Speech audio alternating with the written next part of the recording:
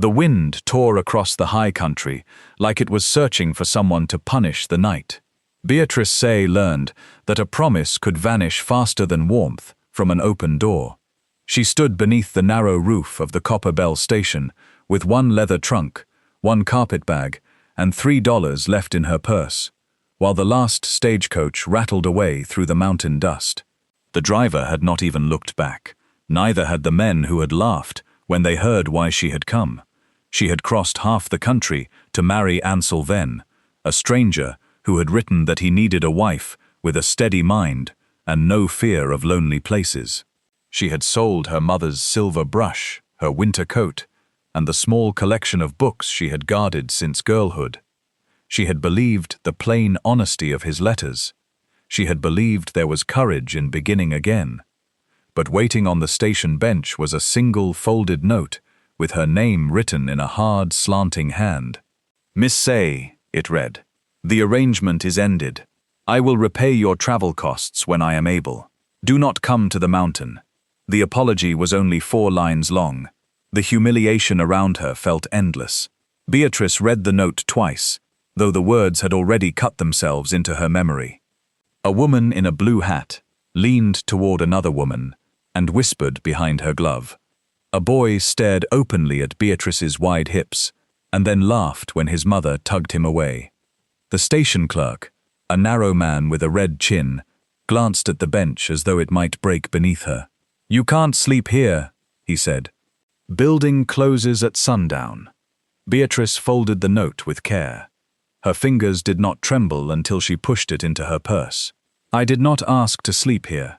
The clerk looked at her trunk, then at her plain traveling dress, which had been altered twice and still pulled too tightly across her arms. "There's a boarding house down Main Street, but Mrs. Rusk keeps small rooms."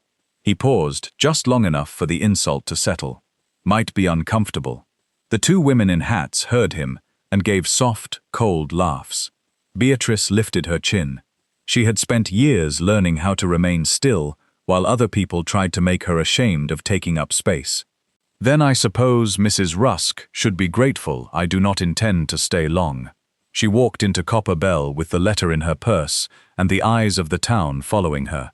The settlement sat in a narrow mountain valley beneath dark ridges that held patches of old snow even in September. Main Street was a strip of dirt lined with false front buildings, hitching posts, and raised walkways. There was a general store, a blacksmith, a church with unfinished steps, and a brick county office that looked too grand for the town around it. People stopped speaking as she passed. Some stared at her hat, which had lost its ribbon in Kansas. Others looked at her body with the familiar mixture of judgment and curiosity. A woman outside the bakery moved a wooden chair away from the porch as Beatrice approached, though there had been plenty of room. A pair of young miners murmured something about mail-order brides and desperate men. Beatrice did not turn. She had learned that sometimes dignity was not silence. Sometimes dignity was choosing the proper moment to speak. Ansel Venn was splitting wood when he saw her coming up the mountain road. He knew who she was before he saw her face. No other woman would be walking alone toward his place, in a brown traveling dress, dragging a carpet bag through the pine needles with the stubborn fury of a person too angry to feel tired. His axe stopped halfway through the swing. For one brief second, the world became as silent as it had been after his wife died. Then the blade struck the block at an angle and buried itself in the dirt. He had sent the letter 2 weeks earlier. He had paid the station clerk to place it on the bench. He had told himself she would read it, curse him, and take the next coach back east. He had not imagined her standing at the edge of his clearing with dust on her hem and fire in her dark eyes. He had not imagined the shame that would rise in him when she looked at the neglected cabin, the sagging roof of the trading shed, and the crooked sign that still read, "Venn Mountain Goods," though he had barely opened the place in months. Beatrice stopped 6 feet from him. She was breathing hard from the climb, but she would not give him the comfort of seeing her bend. He was taller than she expected, broad through the shoulders, with hair gone rough from too many days without a comb. His beard was trimmed badly. His shirt was missing a button. Nothing about him looked like the careful man who had written letters about weather, account books, and the quiet satisfaction of honest work. He looked like a man who had been living in the same grief for a very long time. Beatrice hated him for making her notice. "Mr. Venn," she said. He removed his gloves. "Miss Saye, your note reached me. I can see that." His answer was so flat that it nearly broke her restraint. She took the letter from her purse and held it out. "This cost me everything." He looked at the folded paper, but he did not take it. "I will repay you. When you are able," she said. "Yes, that is not a date." "No, it is also not an explanation." Ansel glanced toward the trees. He had faced a winter avalanche with less discomfort. He had watched a wounded mule die in his hands. He had dug his wife's grave in ground, frozen so hard that sparks flew from the shovel. None of it had prepared him for the steady anger of Beatrice Saye. "I made a mistake," he said, "writing to me, believing I could go through with it. Marriage is not a supply order you cancel because you have changed your mind. I know. Do you?" She took one step closer. "I spent 6 days hearing people guess what kind of woman would travel so far for a man she had never met. Today I heard what they think of the answer." His eyes shifted toward her dress and immediately away.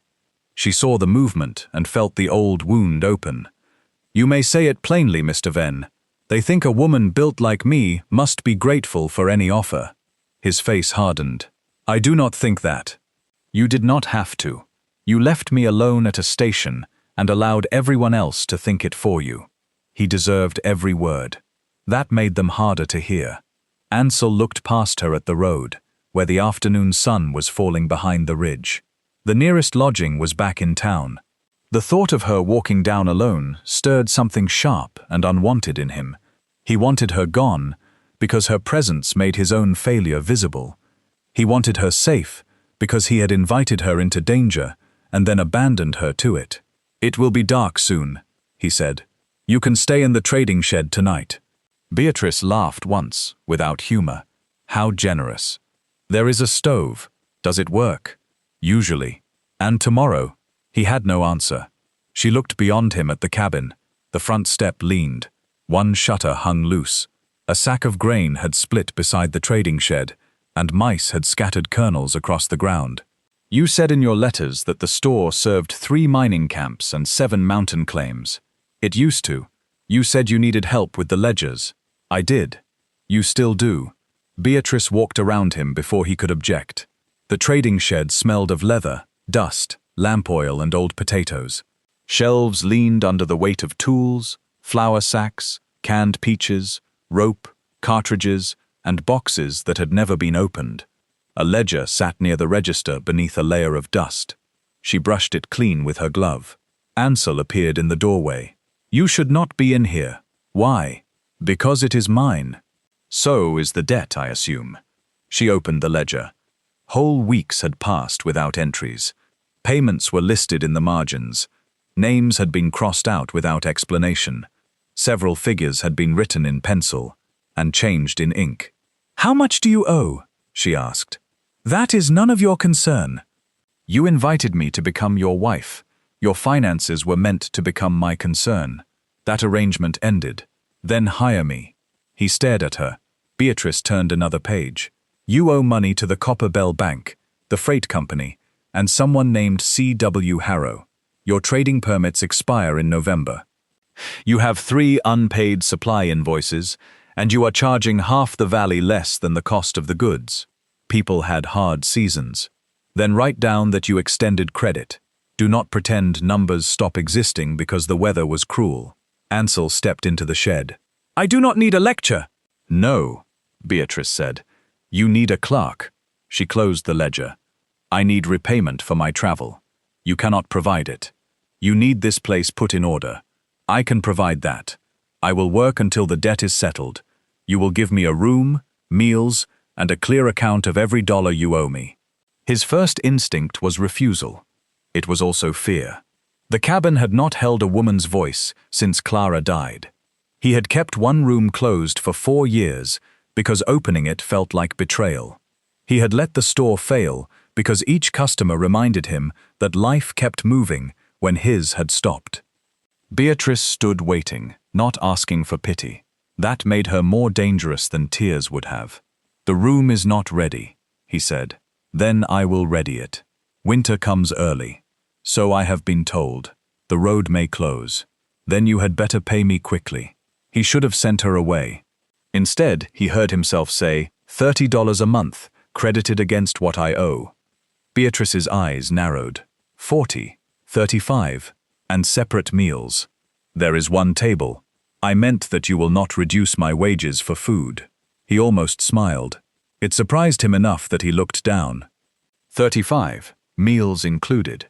And a written agreement. "You do not trust me. You cancelled a marriage by leaving a note on a bench." He met her gaze. Fair enough. They wrote the agreement that evening at the trading counter. Beatrice used her own fountain pen. Ansel signed with the same hard, slanting hand that had ended their arrangement. When he handed the paper back, she folded it and placed it beside the other note. 2 promises now rested in her purse. One had humiliated her. The second, she decided, would not. The closed room belonged to Clara. Beatrice knew it before Ansel said the name. The bed was neatly made beneath a grey quilt. A hairbrush rested on the washstand. Dried lavender had turned brown in a small blue cup. The air smelled faintly of cedar and thyme. Ansel stood in the doorway with his hands at his sides. "You do not have to use this room," he said. "The trading shed floor is not suitable for sleeping. I can clear the attic. By midnight." He did not answer. Beatrice looked at the hairbrush. "Was she your wife?" His whole body seemed to close. "Yes." "How long ago?" 4 years. She waited, but he offered nothing else. The silence told her more than words might have. "I will not disturb her things," she said. "They are not her things anymore." The pain in his voice was quiet and sudden. He crossed the room, picked up the brush, and placed it in the top drawer. Then he carried the cup of dead lavender outside. Beatrice watched him go and understood that she had not entered an empty house. She had entered a house crowded by someone who was gone. Her first week became a battle against dust, disorder, and Ansel's stubborn belief that nothing could be fixed because too much had already been lost. She opened the trading post at sunrise. She counted every sack and jar. She separated spoiled flour from good flour, found 9 usable traps beneath broken harness pieces, and discovered that Ansel owned enough lamp oil to last 2 winters, but had forgotten to order salt. She created clean account pages for each family and claim. She placed a jar near the register for coins and insisted that every sale be recorded before anyone left. The miners complained. Ansel's nearest neighbor, Silas Crow, laughed when she asked him to sign for his debt. "Venn never needed all this scratching before," he said. He was a square-faced man with a permanent smell of tobacco. "Mr. Venn also has not been paid in 8 months. Silas leaned against the counter. "You his new wife, then?" "No. Shame. Long trip for nothing." His eyes moved over her with insulting ease. "A man would need a sturdy bed." Beatrice's face remained calm.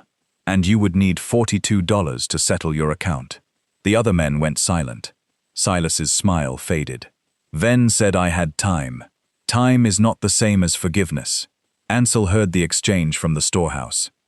Anger moved through him so quickly that his hand tightened around a crate handle. He wanted to walk out and throw Silas into the road. Instead, he stayed where he was, ashamed of the deeper truth. Silas had said aloud what the town had been saying since Beatrice arrived. Ansel had brought those whispers upon her. Every look she endured had begun with his advertisement and ended with his cowardice. He waited until Silas left before stepping out. Beatrice was adding figures in the ledger. "He will not speak to you that way again," Ansel said. "Men like Silas usually do. Not here." She looked up. "You were here." The words landed cleanly. He set the crate down. "I should have come out." "Yes. I am sorry." Beatrice studied him, as though testing whether the apology had weight. "Then next time, do not leave me to fight alone." That evening, Ansel repaired the broken shutter, while Beatrice cooked beans with dried onions and the last of a smoked ham. He had expected her to be helpless in the cabin because the women in Copper Bell had spoken of her as though she were soft, pampered, and impractical. By the end of the first week, she had mended 2 shirts, renegotiated his freight bill, cleaned the stovepipe, and discovered a leak under the storage floor. Her body did not move with the light quickness people praised in young women. She took the stairs slowly. She braced one hand against the table when her knees hurt. She breathed hard after carrying supply boxes, but she never asked him to pretend that the work was easy. She measured her strength, planned around it, and finished what mattered. Ansel began to notice how often the town mistook speed for worth. Beatrice noticed that Ansel ate like a man who had forgotten food could be tasted. He sat at the edge of the table and finished every meal without comment. He slept little. Twice she heard him pacing before dawn. He rarely entered Clara's room, though Beatrice lived there now. He had removed the brush and the old dresses from the wardrobe, but he had left the quilt. One night, Beatrice found him standing in the doorway while she was reading. His eyes were fixed on the grey stitching. "She made it?" Beatrice asked. "Her mother did. Would you like it back?"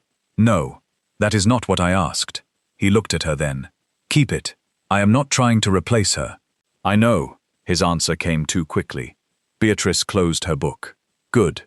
She waited until he left before allowing herself to feel the sting. She had crossed the country to become a wife, and now slept under a dead woman's quilt, in the house of a man who could barely look at her. Being useful was easier. Numbers did not compare her to ghosts. The first strange entry appeared in a freight ledger from the previous spring. Beatrice had spent 2 days matching store receipts with bank withdrawals when she found a payment of $600 listed under Ridge Transfer. There was no name beside it. $600 was more than Ansel's store had earned in 3 months. She carried the book to him while he was stacking firewood. "What is a Ridge Transfer?" He glanced at the line. "Land payment." "For what land?" "The North Slope." "You own it." "I did." Beatrice looked up. "Did?" He set down the log. "The bank took it after Clara died." "Why?" "Debt." "What debt?" His jaw tightened. "Medical costs. Freight. Store losses. $600 was paid toward it last April." "No. It is written here." Ansel wiped his hands on his trousers and took the ledger. His expression changed as he read the line. "That is Clara's writing." The name changed the room. Beatrice watched him carry the ledger into the cabin and place it beneath the lamp. His finger traced the figures as though they might disappear. "She handled the books?" Beatrice asked. "Better than I did." "Did she use marks in the margins?" "Sometimes. She had a system. Several entries carried small symbols beside them. A star, a half circle, 2 dots connected by a line. Beatrice had assumed they were supply codes. What did they mean? Ansel sat down. "I do not remember." The lie was weak. Beatrice pulled out the chair opposite him. "You do." He stared at the page for a long time. She called the star danger. She put it beside debts she thought were unfair. And the half circle? Missing. The line with 2 dots. Connected. Beatrice turned the page. The symbols appeared beside names across the valley. Mabel Doss. Peter Hale. Ruth Everly. The Venn North Slope. All were linked to payments, debts, and land transfers. "Who is C.W. Harrow?" she asked. Ansel's face went still. "Caleb Harrow, County Registrar, head of the bank board, chairman of the Winter Relief Committee. A respected man. The most respected man in Copper Bell." Beatrice had met Caleb Harrow on her 3rd day in town. He had entered the trading post wearing a black wool coat and a silver watch chain. He was in his late 50s, with smooth grey hair and the calm expression of a man who had spent years being welcomed into every room.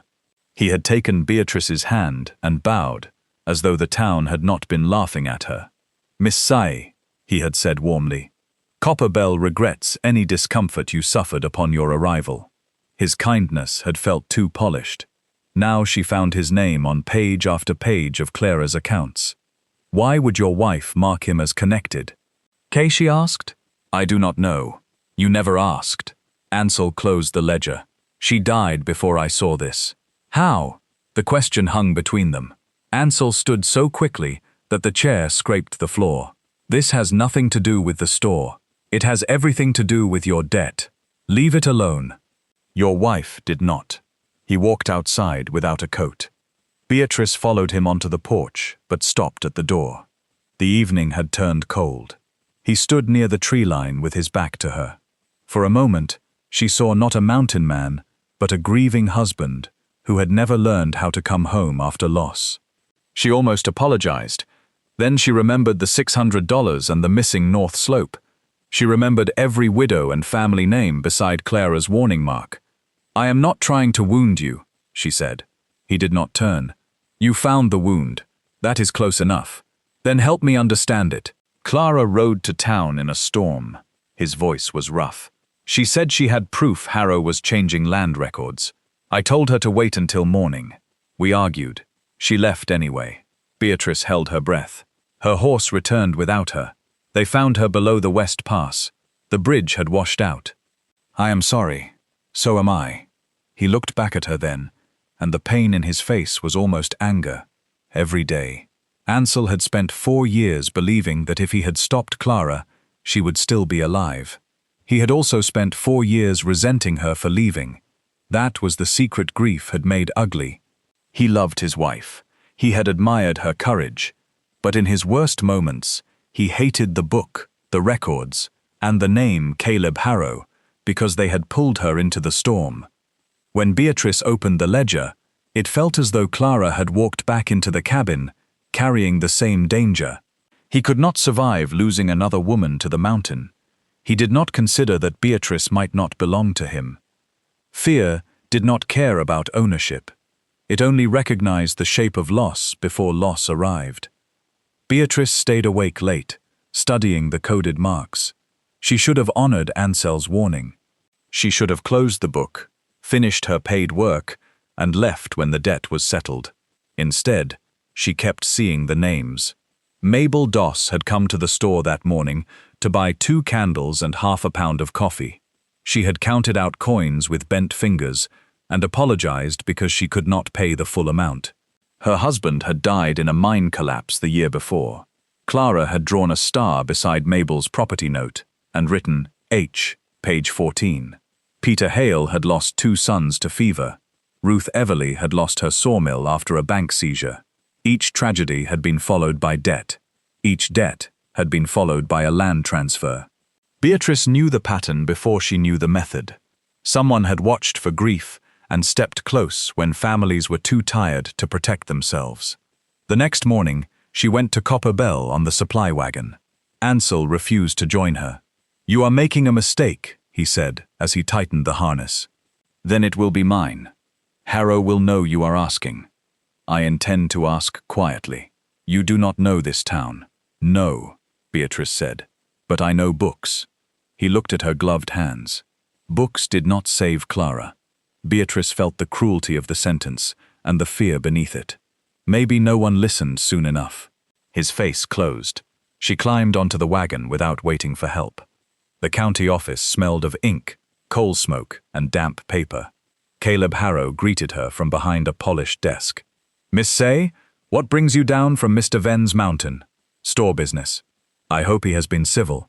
"He has been exact." Harrow smiled. A rare quality in Ansel. Beatrice placed a list on the desk. "I need copies of property filings for several customer accounts. Mabel Doss, Peter Hale, Ruth Everly, and the Venn North Slope." The smile remained, but Harrow's eyes changed. "That is an unusual request. Their debts appear in the store ledger. Store debts do not grant access to county records. Land records are public." Harrow leaned back. "Some pages are fragile. Some were damaged by water." "Which pages?" "Old filings from the Mountain District." "How unfortunate." "Very." He folded her list. "Leave this with me. I will see what can be found." Beatrice knew dismissal when she heard it. She rose and looked toward the registry shelves behind him. The ledgers were bound in brown leather, each year marked in gold. One gap showed where a volume had been removed. Harrow stepped between her and the shelves.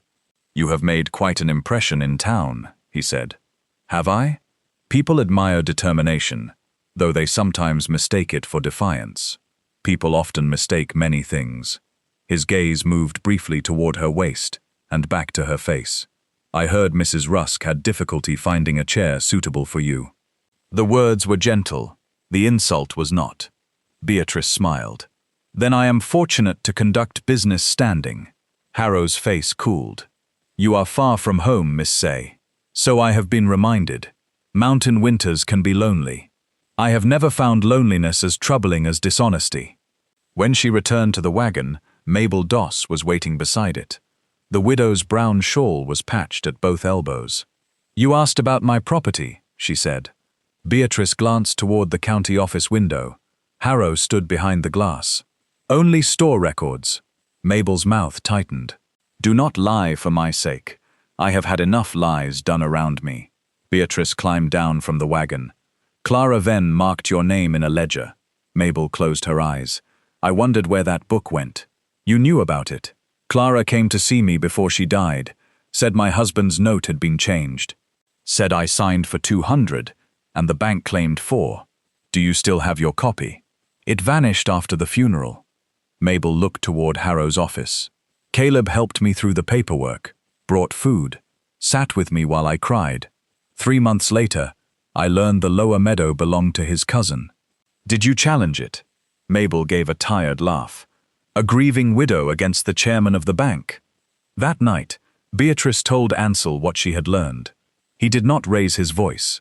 That made his anger worse. I told you to leave it alone. And I told you Clara did not. Do not use her against me. I am trying to finish what she began. You did not know her. No, but I know what it is to have people decide your truth before you speak. Ansel's hand struck the table, not hard enough to break anything, but hard enough to make the lamp jump. This is not about what people said at the station. Beatrice stood. No, it is about what powerful men can take when everyone else looks away. Her heart was beating fast, but she would not step back. They looked at me and saw a foolish woman who should be grateful for rejection. They look at Mabel and see a widow too tired to question a number. They looked at Clara and saw a wife who should have stayed home. That is how men like Harrow survive. They count on shame doing half their work. Ansel stared at her. The fire snapped behind him. You think I am ashamed of you? He asked. I think you are ashamed that I came. I am ashamed of what I did. That is not the same thing. No. His voice softened. It is not. For a moment, Beatrice thought he might say more. Instead, he took the ledger and carried it to the cupboard. He locked the door and placed the key in his pocket. Enough, he said. Beatrice looked at the cupboard, then at him. You cannot lock away what happened. I can lock away a book. Clara tried to tell you something, and she died. That was not her fault. I know. The answer broke from him. I know that. The first warning arrived 2 days later. It was pushed beneath the trading post door before sunrise. Beatrice found it while sweeping. The paper was cheap. The words were made from letters cut from a newspaper. Go back where you came from. Some women are too large to hide. She read it once and folded it. Her skin felt cold, despite the stove. She did not want Ansel to see. She did not want his fear to become a reason to stop. More than that, she did not want him to think she needed rescue. She slipped the note into her apron pocket and opened the store. Ansel knew something was wrong before breakfast. Beatrice spoke too brightly. She dropped a spoon and flinched at the sound. When Silas Crow entered, she watched his hands instead of his face. Ansel waited until the store was empty. What happened? Nothing. That is not true. You have no right to question every change in my mood. No, he stepped closer. But I know fear when I see it. Her expression hardened. You know your own fear. Do not confuse it with mine. He almost let her walk away. Then the corner of the note showed from her pocket. He pulled it free before she could stop him. His face changed as he read. Beatrice hated the relief she felt when anger entered his eyes. Give it back. Who delivered this? I do not know. When? Before sunrise. He crossed to the gun rack. What are you doing? Checking the road. You will find nothing. Then I will know that. He reached for his coat. Beatrice blocked the door.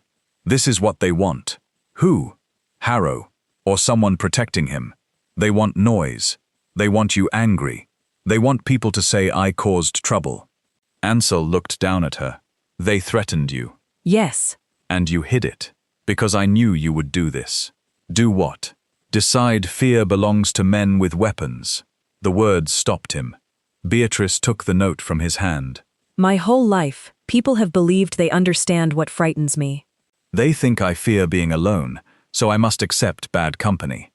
They think I fear laughter, so I must stay quiet. They think I fear never being loved, so I must be grateful to any man who notices me. Her voice shook now, and she hated that too. I am afraid, but I am not helpless. Help me think. Do not turn me into another reason for you to fight the world. Ansel slowly lowered his coat. All right. He pulled out a chair. We think. The footprints appeared the next morning. A single set led from the tree line to the trading post window, then around the cabin to the back door. Snow had not fallen yet, but the ground was soft from cold rain, and the prints were deep enough to show a worn heel. Ansel measured them with a piece of string. Beatrice noticed a sharp cut in the left edge. A damaged boot, she said. Half the miners have damaged boots. Then we will watch. They began locking the records in a tin box beneath the floorboard. They kept the warning letter with Clara's ledger. Beatrice made copies of every important figure in a second notebook she hid inside the lining of her trunk. Ansel repaired the back latch and hung small tin cups from a wire across the porch. Not elegant, he said. Neither is being surprised. For the first time since her arrival, they worked as partners without arguing about who should lead. The weather turned early. Clouds gathered over the western ridge, and frost whitened the roofs each morning. Customers came in for flour, coal oil, and blankets. Rumors traveled with them. Harrow had announced that the mountain registry pages from 4 years earlier were too damaged to inspect. The Winter Relief Committee had offered to buy distressed claims before the first snow. Silas Crow told anyone who would listen that Beatrice was filling Ansel's head with suspicion because rejected women often became unstable. He said that? Ansel asked when a young miner repeated it. Beatrice kept writing. He said more, but Mr. Lowe was polite enough to shorten it. The miner looked uncomfortable. Ansel stepped out from behind the counter. Tell Silas he can settle his account by Friday, or shop elsewhere. Beatrice looked up. You cannot refuse needed supplies in winter. I can require respect. Respect does not feed his children. Ansel's jaw shifted. Then I will feed his children and charge him double. The miner laughed before catching himself. Beatrice did not, but warmth moved unexpectedly through her. Their first real proof came from Ruth Everly. She arrived after dark with a wrapped bundle beneath her coat. Ruth was a tall, sharp-faced woman who had once owned the Valley sawmill with her brother. I heard you are asking about Clara's book, she said. Ansel went still. Ruth looked at him. She was right. She placed the bundle on the table. Inside was an old mortgage note, stained at the edges. The original amount was $300. A second number had been written over it in darker ink, 800. Beatrice held the paper near the lamp. Different hand, she said. Different ink. Ruth nodded.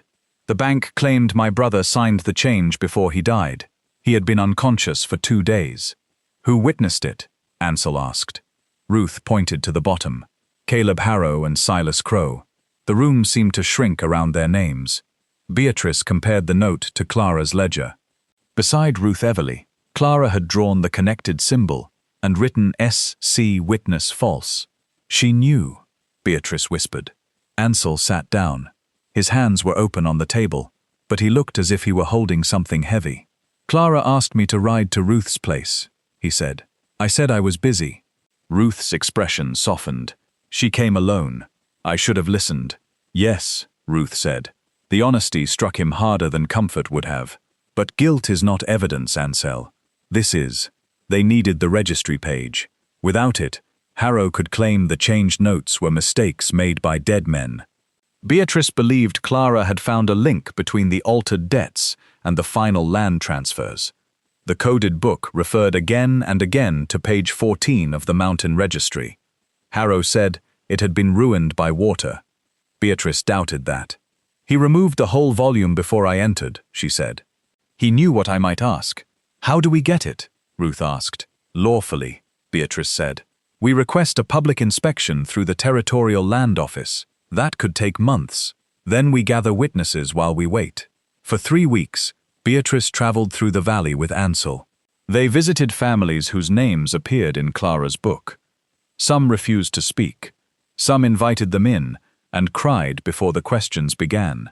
An old miner named Jacob Pell admitted that Harrow had offered to pay his wife's funeral expenses in exchange for signing a paper he could not read.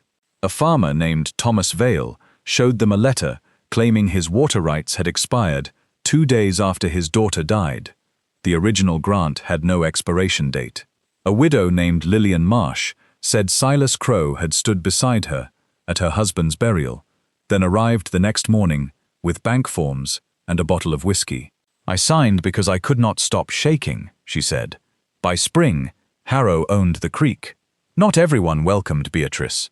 At the church supper, the women's committee placed chairs in a narrow row and left no room for her near the stove. One woman smiled and said, perhaps the bench by the door would be safer. Beatrice understood the word safer. Safer for the furniture. Safer for their comfort. She sat on the bench and began asking questions about the relief fund. The room grew quiet. Caleb Harrow had collected money after the mine collapse, yet several families had received only half the listed amounts. Mrs. Rusk, the boarding house owner, refused to meet Beatrice's eyes. You should be careful, she said. A woman in your position cannot afford more gossip. What is my position? Beatrice asked. Mrs. Rusk's cheeks reddened. Unmarried, living with a man, working for a man. People will not always hear the difference. Then perhaps they should listen better. Ansel watched from across the hall. He had come only because Beatrice insisted the supper would bring half the valley into one room. He saw the way the women made space for each other, while leaving Beatrice at the edge. He saw a man laugh when she rose and the bench creaked. The sound was small. The shame on her face lasted less than a second, but he saw it. He crossed the hall and dragged an empty chair beside his own. Miss Saye, he said loudly enough for the room to hear. You are sitting here. Beatrice looked at him. I am comfortable. I am not. He waited. The laughter died. She moved to the chair beside him, carrying her plate with steady hands. Ansel sat only after she did. Caleb Harrow rose to make a speech about unity before winter. He praised charity, sacrifice, and the duty of strong communities to protect vulnerable people. Beatrice listened with growing disbelief. The same man whose name linked every stolen property spoke with the soft confidence of a pastor. When he finished, the room applauded. Harrow raised his glass toward Ansel. And we welcome Mr. Venn back among us. Isolation is a heavy burden.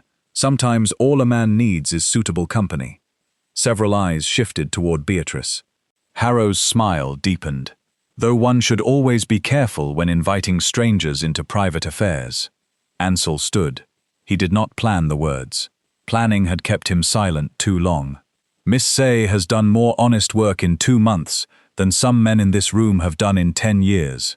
The hall went still. She restored my store, corrected my accounts, and helped families many of you forgot after the funerals ended.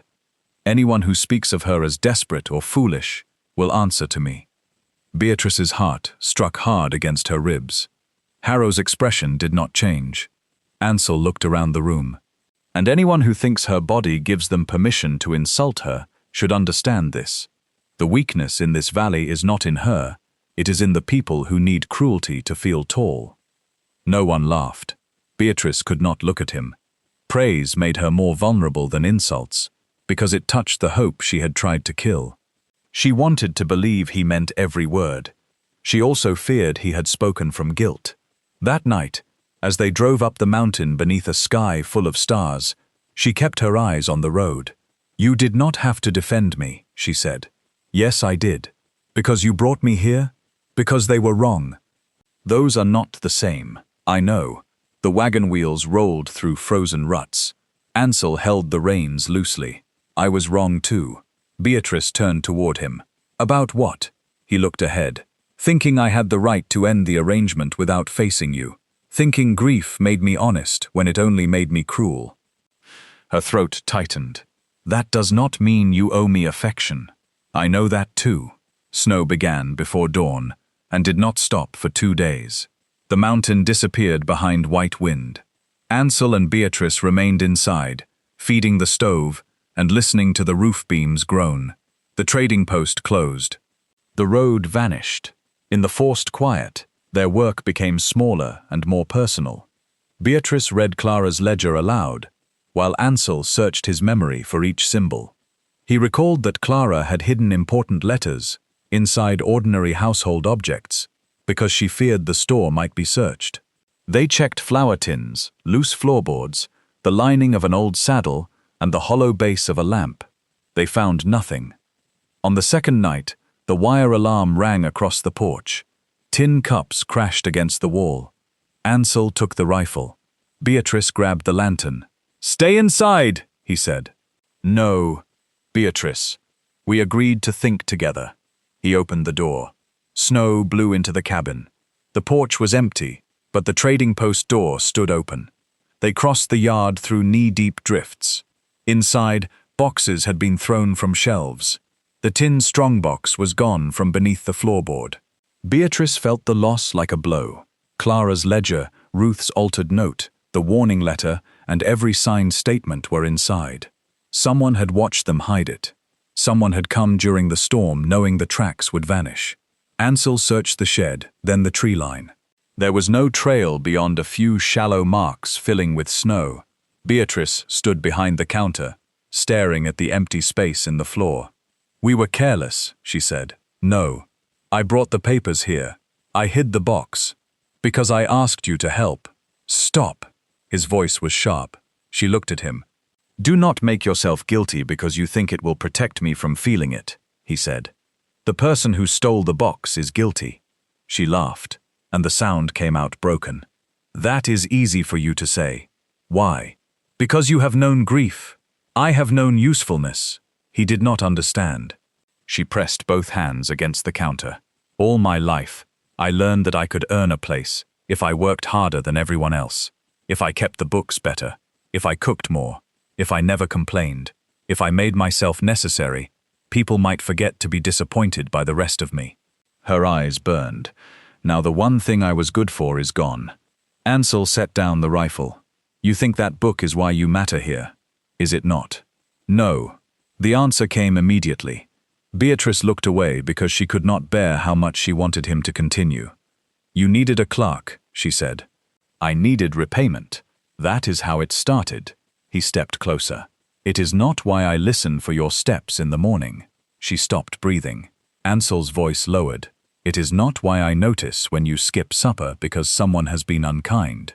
It is not why the cabin feels wrong when you ride to town. You are not valuable because you save accounts, Beatrice." His face held fear now, not confidence.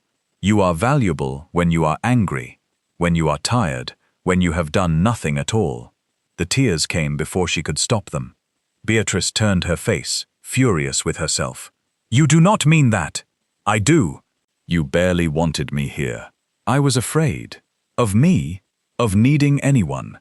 He reached for her, then stopped before touching. "Clara died after I failed to go with her. I thought if I shut every door, grief could not enter again." His eyes shone in the lantern light.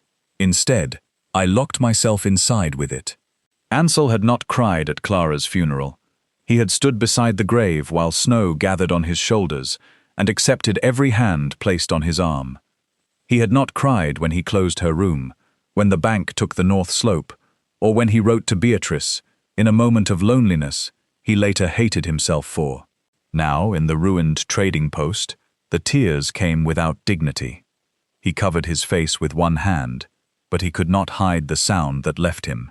"I abandoned this place," he said. "I abandoned her work. I abandoned myself.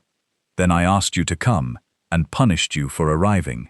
Beatrice crossed the distance between them. She did not offer forgiveness because he had not asked for an easy thing. She placed her hand against his arm. He lowered his head. For several moments, they stood in the cold shed with snow moving through the open door. "I do not want to be loved because you are sorry," she whispered. "I know. I do not want to be chosen because I stayed. I know. And I will not become smaller to make this town kinder." Ansel looked at her then. "Do not become smaller for anyone." The missing evidence should have ended the investigation. Instead, it revealed the shape of the conspiracy. Only 6 people knew the strongbox existed: Ansel, Beatrice, Ruth, Mabel, Thomas Vale, and the young miner who had witnessed 2 statements. One of them had spoken. Beatrice hated suspicion more than fear. She began reviewing every conversation. Ruth had been angry but honest. Mabel had too much to lose. Thomas had avoided their eyes. His farm-bordered property Harrow now controlled. His son worked at Harrow's bank. They rode to Thomas's cabin as soon as the snow eased. Smoke rose from the chimney, but no one answered the door. Ansel knocked again. "Thomas!" A child began crying inside. Finally, Thomas opened the door.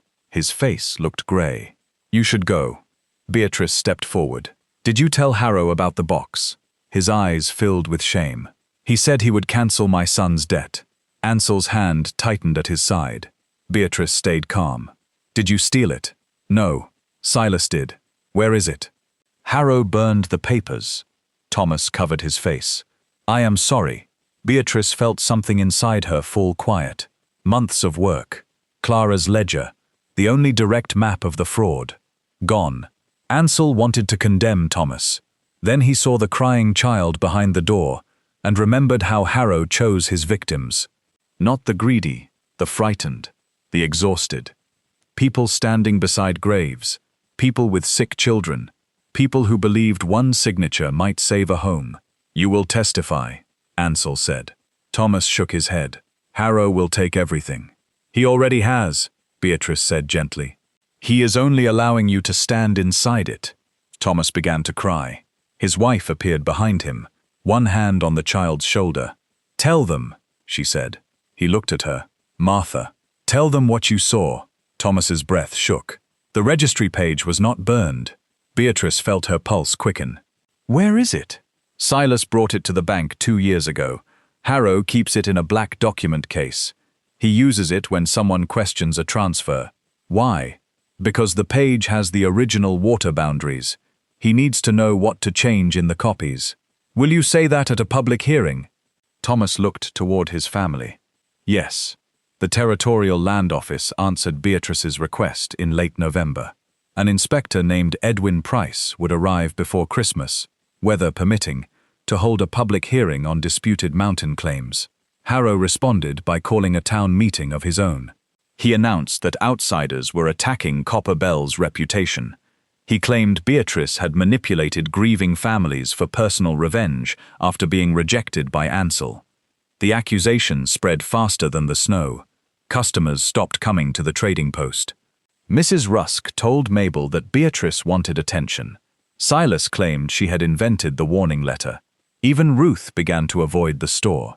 The betrayal hurt more than Beatrice expected. She had believed documents would make people brave. Instead, the missing documents made fear convenient again. One afternoon, she entered the bakery and watched the owner remove a pie from the counter before she reached it. "That one is ordered," the woman said. A group near the window grew quiet. Beatrice asked for bread. The owner looked at her and said, "We have none to spare." There were 12 loaves behind her. Beatrice walked outside without speaking. The air was bright and cold. Ansel waited beside the wagon. One look at her face told him enough. He went into the bakery. Beatrice followed. "Ansel," he placed 3 coins on the counter. 2 loaves. The owner stiffened. "I said we have none." "Then return the money you owe my store. That has nothing to do with bread. Neither does Harrow." The women near the window watched. Ansel's voice remained even. "You will not refuse her because a thief told you to." The baker's face reddened. "You are calling Mr. Harrow a thief?" "Yes." Beatrice touched his sleeve. "We have made the point." "Not yet." Ansel turned toward the room.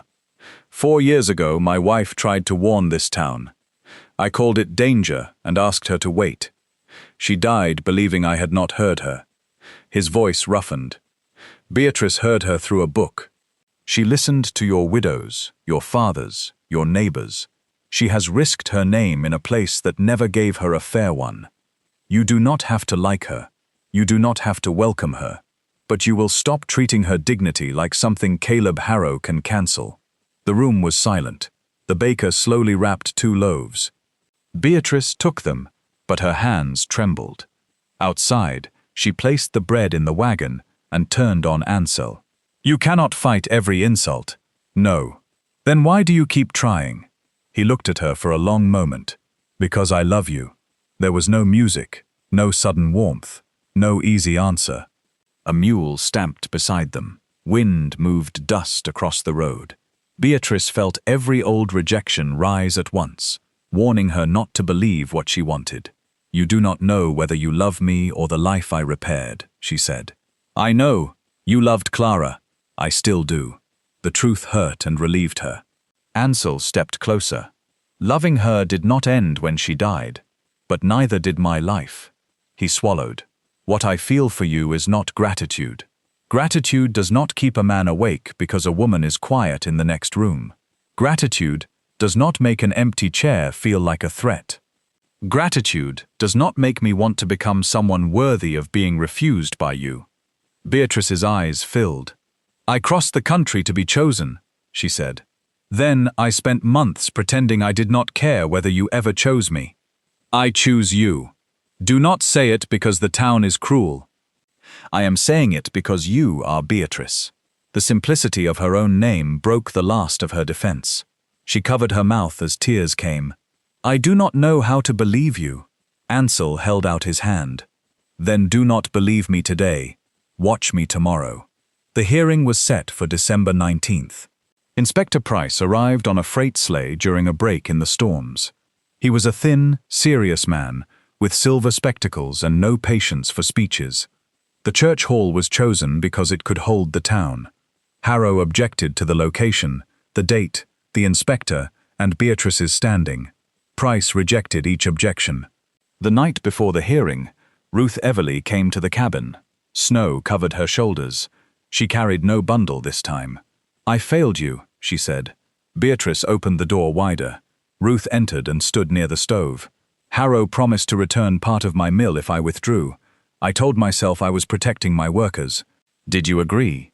Beatrice asked. For 1 day. Ruth's face tightened. Then I found this beneath my brother's old desk. She reached into her coat and removed a narrow envelope. Inside was a duplicate of her original mortgage note and a letter from Clara Venn. Beatrice read the letter slowly. Clara had written that she feared the registry page might be taken. She had copied the property numbers and water boundaries into her account book, but she had also sent a summary to Ruth's brother for safekeeping. The summary listed 17 altered claims and named Harrow and Silas as witnesses to false debts. At the bottom, Clara had written one final line. If the official page vanishes, the widow records will prove the pattern. What widow records? Ansel asked. Ruth looked toward him. Relief committee receipts. Beatrice understood at once. Harrow had used relief visits to identify vulnerable properties. The payments and the land transfers would share dates, witnesses, and names. The town church kept copies of every relief distribution. They went to the church before dawn. Reverend Amos Bell met them with a lantern and fear in his eyes. I cannot open the committee cabinet without Harrow. The inspector can order it, Beatrice said. By then the papers may be gone. Ansel looked at the Reverend. Clara asked you for those records, did she not? Bell's face collapsed. Yes. And? I told her accusing Harrow would divide the town. So you sent her away. I was afraid. Everyone was afraid, Beatrice said. That is how he did it. The Reverend unlocked the cabinet. Inside were 6 years of relief lists, each signed by Caleb Harrow. Beatrice worked through the morning, comparing names and dates. Mabel received funeral aid on March 3rd. Her meadow transferred on March 10th. Jacob Pell received burial assistance on June 12th. His claim changed hands on June 18th. Ruth's workers received food after the mill accident. Harrow's bank seized the sawmill 11 days later. 17 families, 17 moments of grief, 17 properties moved through altered debts. The hearing began at noon. Snow fell outside in slow, heavy flakes. The church hall filled until people stood along the walls. Beatrice entered beside Ansel carrying Clara's letter, Ruth's duplicate note, Thomas Vale's signed statement, and the relief ledgers. She heard whispers. Some were cruel, some were curious. A woman near the front shifted her chair away, leaving no place for Beatrice. Ansel lifted a chair from the side wall and set it beside his own. This time, Beatrice sat without hesitation.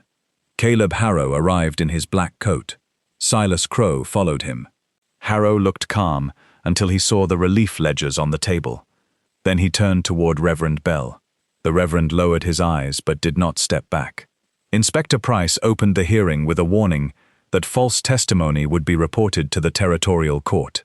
Harrow spoke first. He described himself as a servant of Copper Bell. He said the mountain families had suffered storms, illness, mine accidents, and poor decisions. He had offered loans when no one else would. Some properties had changed hands because debts were unpaid. "It is sad," he said, "but sadness is not theft." He looked toward Beatrice. Miss Saye arrived after a failed marriage arrangement. She was embarrassed. Mr. Venn was vulnerable. Together, they formed a story from old wounds and incomplete papers. A few people nodded. Beatrice felt fear gather beneath her ribs. Not fear of Harrow. Fear that the truth would be measured against her body, her unmarried status, and the foolish hope that had brought her west. She stood when Price called her name. Harrow's attorney smiled. "Miss Saye, you came to Copper Bell expecting to marry Mr. Venn?" "Yes, and he rejected you. He cancelled the arrangement before I arrived. Publicly humiliating. Painful, yes.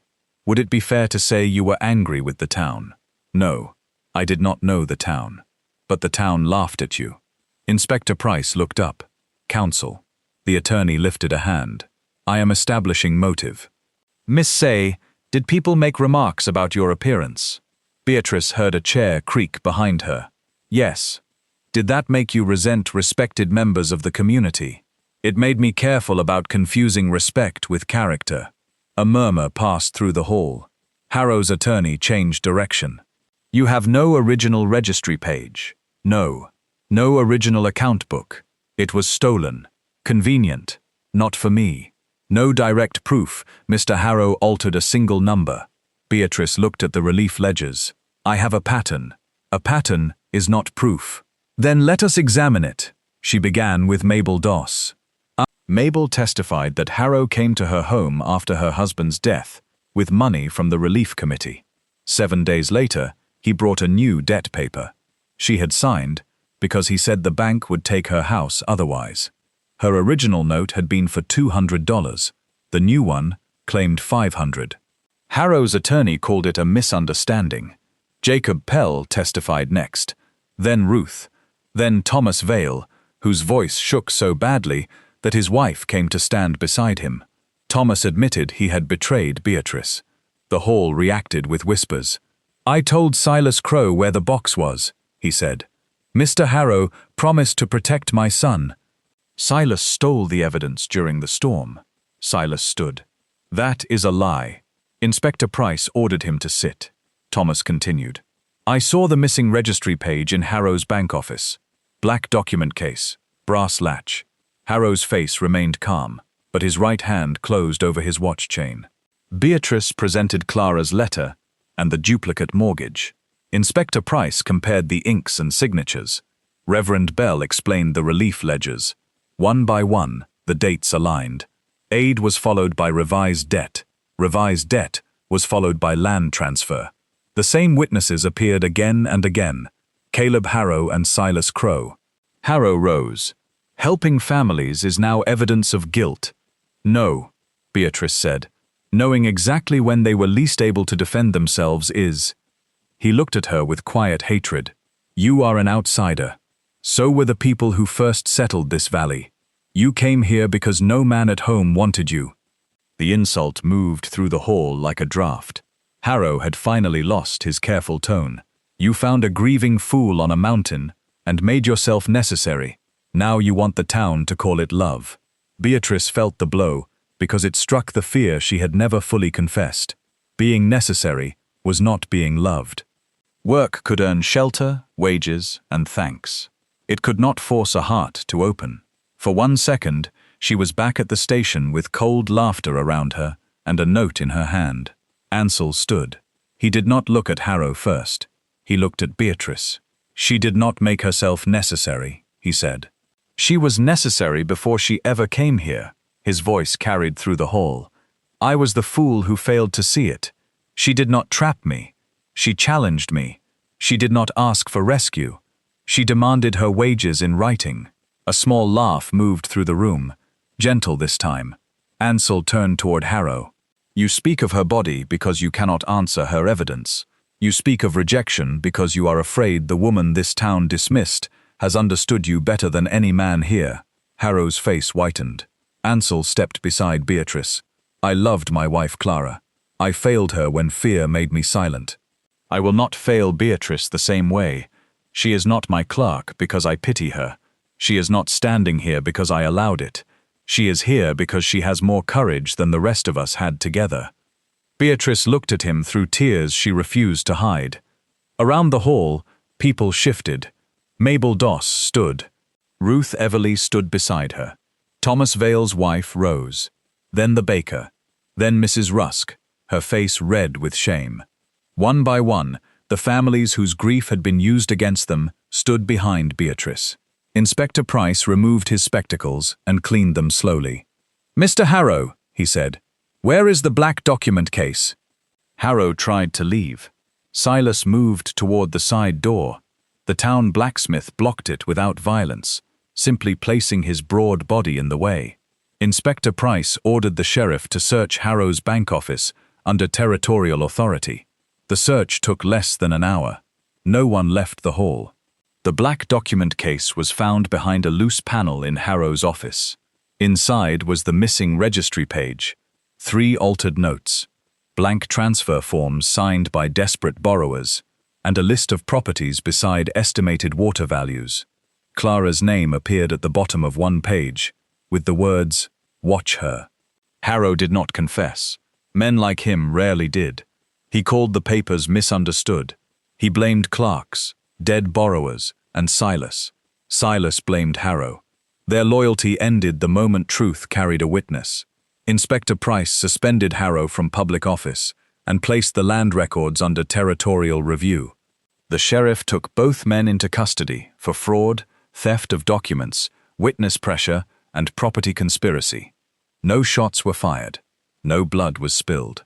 Yet the fall of Caleb Harrow shook Copper Bell harder than any gunfight could have.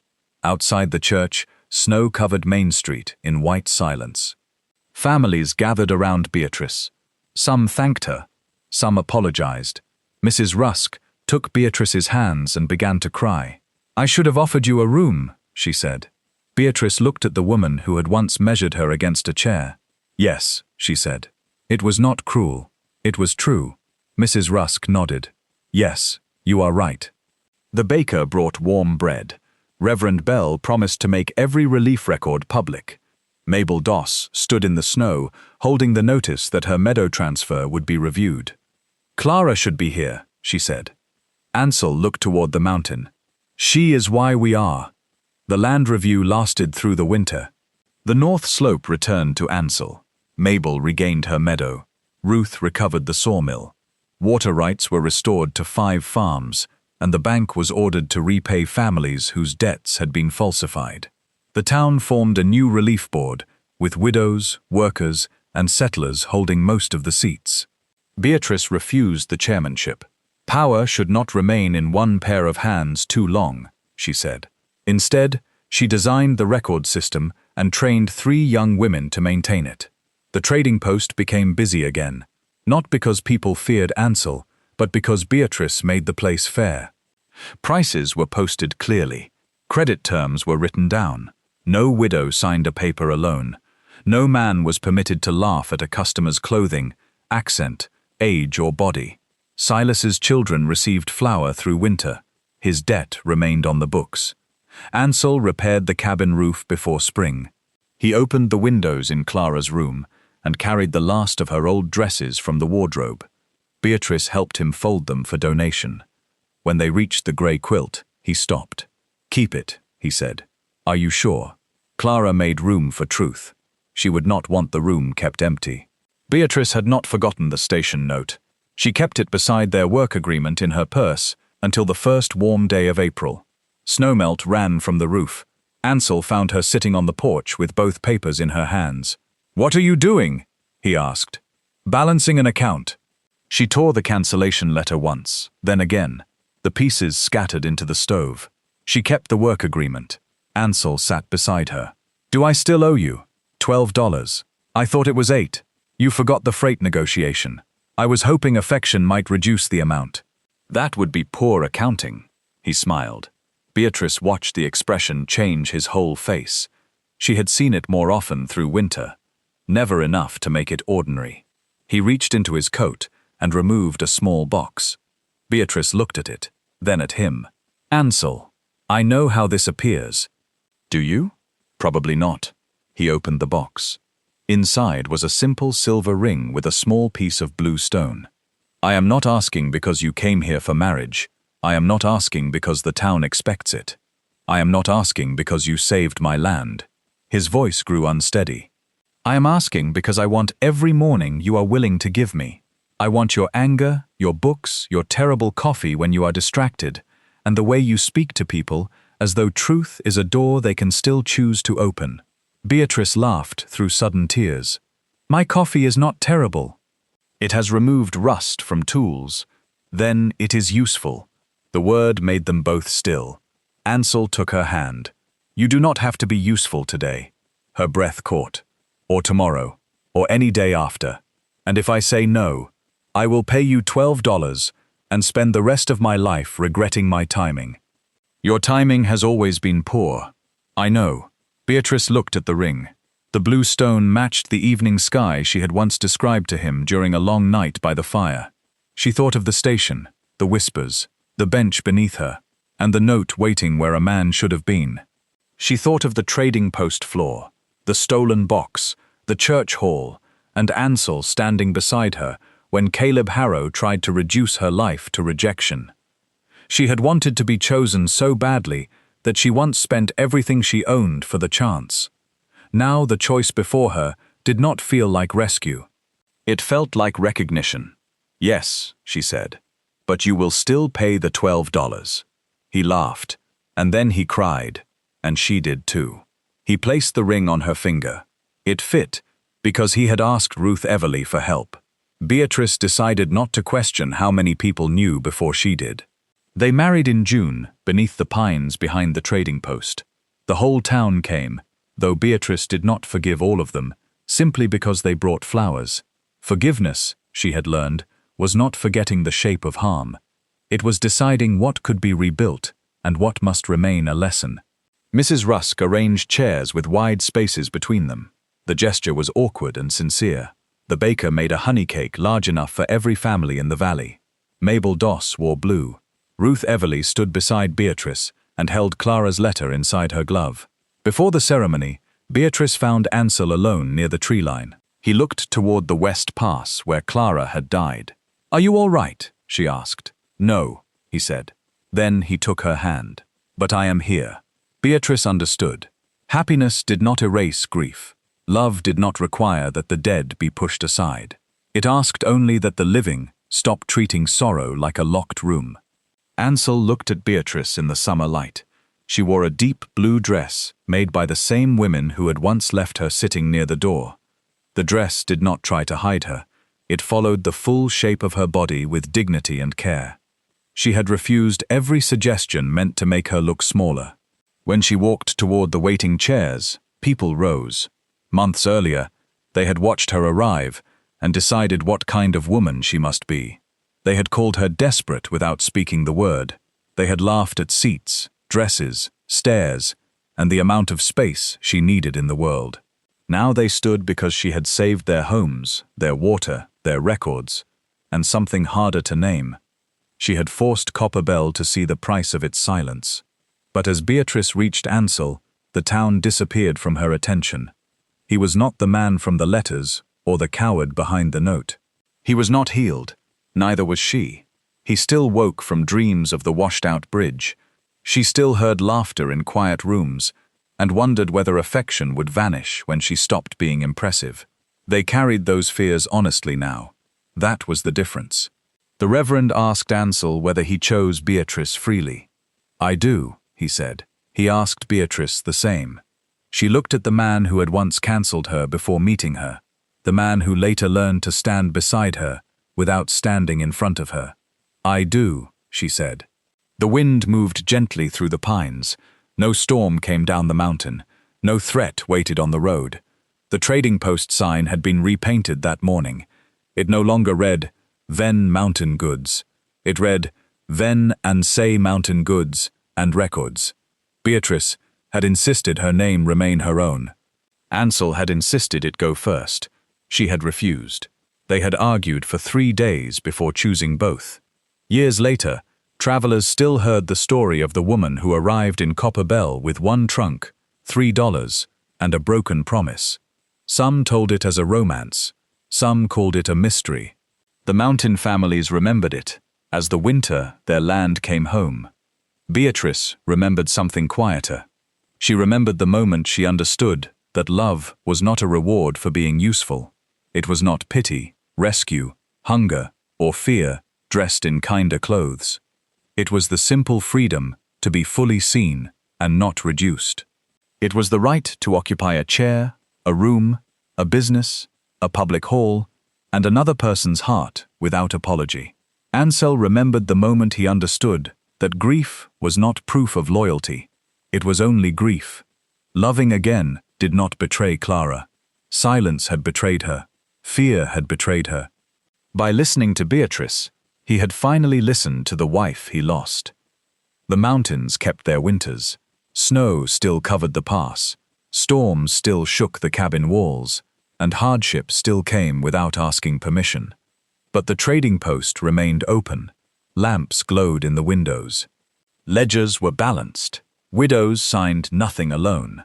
Travelers found a hot meal, a fair price, and a strong chair waiting near the stove. And when strangers looked at Beatrice with the old cruel surprise, Ansel did not need to speak first. Beatrice simply met their eyes. Most people learned quickly.